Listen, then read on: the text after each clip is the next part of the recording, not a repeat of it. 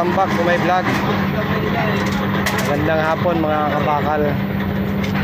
Andito ako ngayon sa fabrication ng uplift.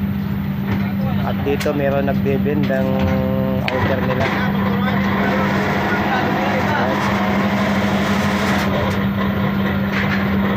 Binibend nila dito ay D12 na outer. Bakal na ginamit. Ang sukat ng bakal na binibend nila 4262 yung outer. Pambigat to mga construction.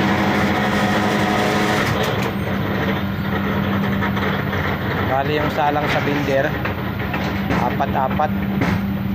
Mabilis to makagawa kasi apat-apat yung salang sa binder. Mga ginagawa nila rito pambigat.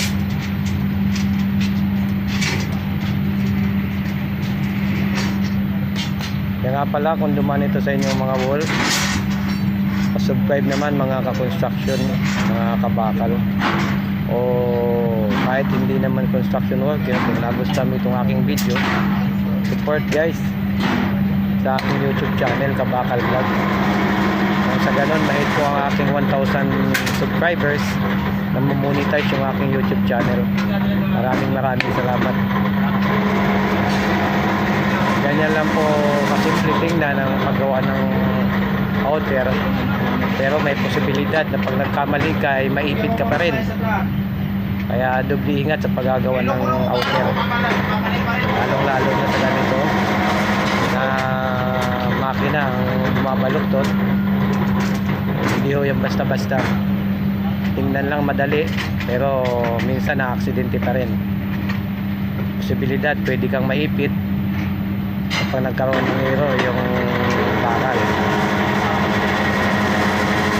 Hanggang dito na lamang ang aking video mga ka-construction.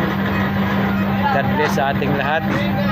Naway lagi tayo mag-ingat at ingatan natin mga sarili. Hanggang dito na lamang.